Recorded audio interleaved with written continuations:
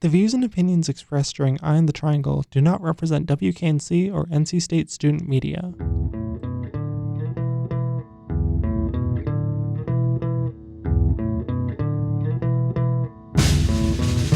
Your dial is currently tuned to Eye on the Triangle on WKNC 88.1 FM, HD1, Raleigh. Thanks for listening.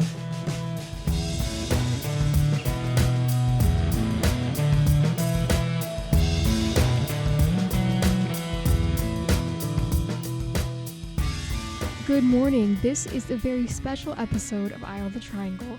As many of you know, President Biden and Vice President Harris came to visit Raleigh 2 weeks ago to discuss affordable health care. And I had the privilege to go on behalf of WKNC. I will, of course, give you the highlights of both speeches, but before we get into that, I interviewed a couple other viewers of the press conference to get their thoughts on the upcoming speech. Can each of you tell me your first and last name? I'm Krish Korapati. Arya Marmraj. Avni Marmraj. Ria Korapati. Nice to meet you all. Who are you representing? We're here with Vinay Reddy. He's the speechwriter. Oh, awesome. Are you all in high school? Yeah, I'm in she's college. I'm in 7th grade. You're in 7th grade? That's amazing. What college do you go to? NC State. Okay, me too. I'm with NC State's radio station, WKNC. Well, it's great that you guys are here. Is there anything you're especially looking forward to seeing? We're excited for this speech. We really want to, I think affordable healthcare is a really important problem in the country, so it's a really exciting speech. Well, it's great to meet you guys. I'm glad that you're here, and I hope you enjoy it. Thank you. What is your name? My name is Tolu Anamajan. What are you looking most forward to from hearing the president's speech today? I'm definitely interested in hearing about the affordable health care. I think that is something that is super important. As being someone that got kicked off my mom's insurance like last year, it's been extremely hard for me even to want to go to the doctor because it's so expensive for literally everything. So I think healthcare is like what I'm looking to hear for. You know, again, hearing a little bit about like student debt. I hope you're looking forward to hearing it. I certainly am. So it was great to meet you. You too. Thank you. Also in attendance of this event was Governor Roy Cooper and North Carolina's Attorney General Josh Stein. Here's a bit from Stein. This past Saturday, we marked the 14th anniversary of the Affordable Care Act becoming the law of the land. Now nearly 1 million North Carolinians have health insurance. Now more than 4 million North Carolinians with pre-existing conditions breathe easier knowing that insurance companies can no longer discriminate against them. And now, without further ado, here are the highlights from the comments by Vice President Harris, followed by President Biden.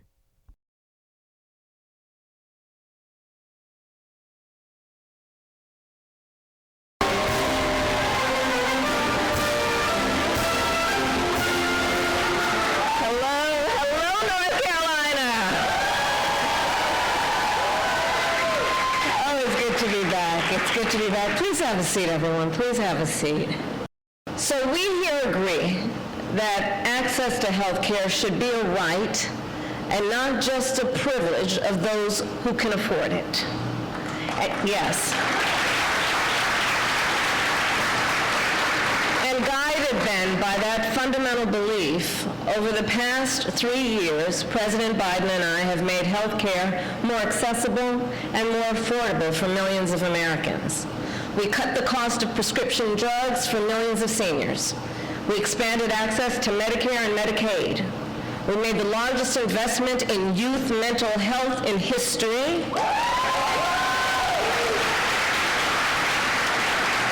With 14,000 new mental health counselors in schools across our nation, including hundreds right here in North Carolina. And we strengthened the Affordable Care Act so that today, more Americans have health care coverage than ever before in the history of our country.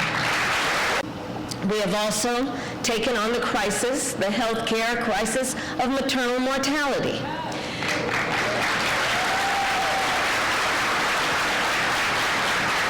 Because in the 21st century, in the United States of America, it should not be the case that women here die in connection with childbirth at a higher rate than women in any other wealthy nation in the world.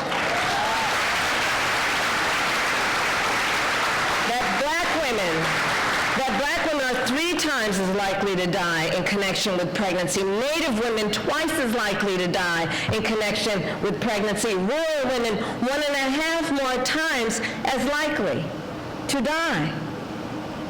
It is also the case that one of the most significant factors that contributes to this crisis of maternal mortality is that millions of women in America do not have access to adequate postpartum care.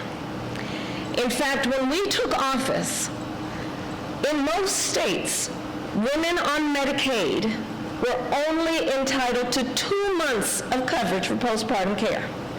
2 months.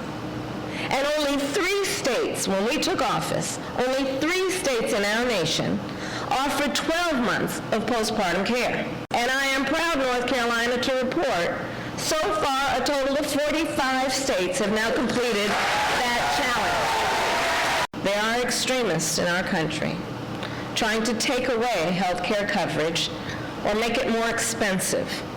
Extremists who want to take away coverage from our seniors by trying to cut Social Security and Medicare.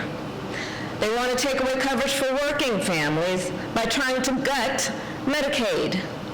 And they want to take away coverage from people with pre-existing conditions by continuously trying to repeal the Affordable Care Act. And across our nation, extremists attack a woman's access to health care and reproductive health care. They have proposed and passed laws that criminalize doctors and punish women. Laws that threaten doctors and nurses with prison time, even for life, simply for providing reproductive care. The clinics that extremists are forcing to close, they provide so much more than abortion care. They provide breast cancer screenings, contraceptive care, PAPs, essential life-saving care being denied to millions of women across our country. So I'll end where I begin. Access to health care should be a right and not just a privilege. No matter who you are, where you live, or how much you earn.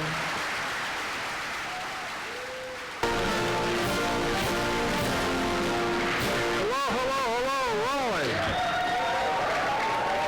Please, all have a seat. I want to especially thank your incredible Governor Roy Cooper.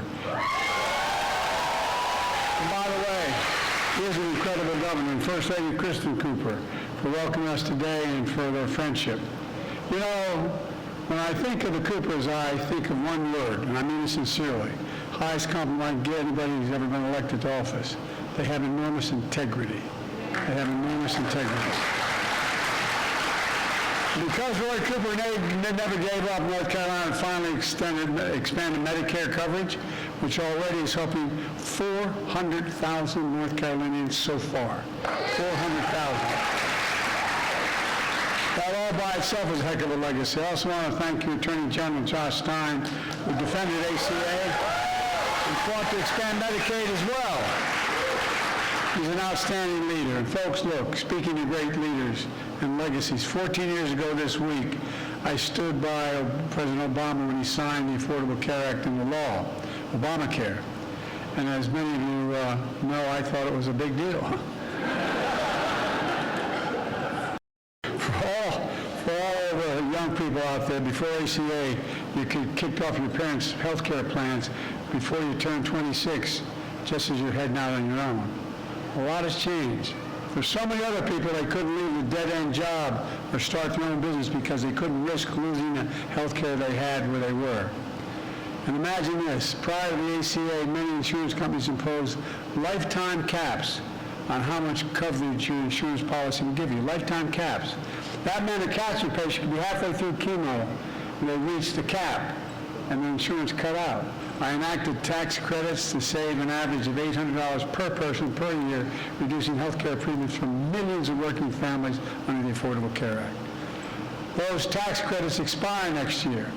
I'm calling on Congress to make that $800 expanded affordable health care tax credit permanent. Otherwise, millions of Americans without coverage could lose their coverage. Folks, it's because we're making the ACA stronger, more affordable. ACA enrollment is breaking records. Today, everyone can get affordable coverage through the ACA. And 80% of the folks on the ACA plan can get a plan for $10 a month. MAGA Republicans in Congress just proposed a plan to get rid of the power of Medicare to negotiate lower prescription drugs, which could drive the cost of insulin back to $400 a month instead of $35 for seniors, and so much more. They plan to slash Medicaid as a result. They can close out 100 rural hospitals, hundreds of rural hospitals. You know how these rural hospitals make it? They make it because of the health care plans that are made available through the ACA.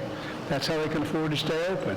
So many across the country, rural plants are closing because they couldn't keep them open. They couldn't afford to stay open. The Republican plan would deny millions of seniors with diabetes access to quality long-term care they get now under Medicaid. That includes 30 million children who now have access to Medicaid. They'd be at risk of losing that coverage as well. As we all know, they're going after women as well. Trump proudly says, quote, "After 50 years with no one coming close, I was able to kill Roe v. Wade." That's a statement. You've seen it on television. Well, he's talking about how Donald Trump killed Roe v. Wade. He says it has to be punishment for women exercising their reproductive freedom. Trump and MAGA Republicans are responsible for the chaos that followed, and are now calling for a national ban on choice for every state, in every state, not just what is in law now. Folks, if America sends me a Congress that are Democrats, I promise you, Kamala and I will restore Roe v. Wade as the law of the land again. Through the leadership of President Obama, we made history in the Affordable Care Act. While there are those who want to take us back in time, all of us together are determined to move us forward. And here's the future I see. I see a future where we defend democracy, not diminish democracy. I see a future where health care is a right, and we restore the freedom to choose and protect the freedoms and not take it away. I see a future where the middle class finally has a fair shot and the wealthy begin to pay their fair share. Folks, you notice leading economists aren't making much fun of Bidenomics anymore. They're thinking maybe it works to build from the middle out and the bottom up. The wealthy can still be very wealthy. You know how many billionaires there are in America? There's now 1,000 billionaires. You know what their average tax they pay? Federal tax? 8.2%. Anybody want to trade with the billionaire tax rate? Well, guess what? If they just paid 25%, it's not the highest bracket by a long shot. 25%, you know what that would do? That would raise $400 billion over the next 10 years. Imagine what we could do with that. We could fundamentally slash the federal deficit. We could make sure there's home care available. We could do so many things consequential, including finally making sure that we take care of Ukraine from that butcher Putin. Look, I see a future where we save the planet from the climate crisis and our country from gun violence. Above all, a future for all Americans. We're a country of all Americans. And I'll always be president for all Americans. I've never been more optimistic about our future. And I know I'm only 40 years old. Times 2 plus 1. Look, we just remember who in God's name we are. I mean this sincerely. I'll end with this. We're the United States of America. No, I'm serious. We're the United States of America. We're the only country in the world that's come out of every crisis stronger than we went in. The only country in the world. There's nothing beyond our capacity when we act together. Not a single thing. This is the United States of America. Let's get together and get it done. God bless you all. And may God protect our troops. Thank you, thank you, thank you.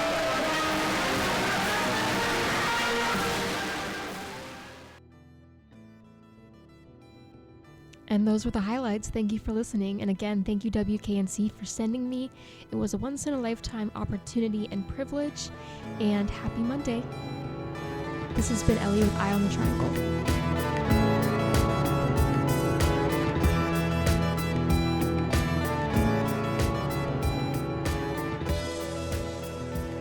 This has been Eye on the Triangle. I'm Erie Mitchell, your guest host right now. Thank you so much for listening to this. You can listen to back episodes of Eye on the Triangle at WKNC.org/podcast under Eye on the Triangle, or just any of the other podcasts we have on WKNC. Thank you so much.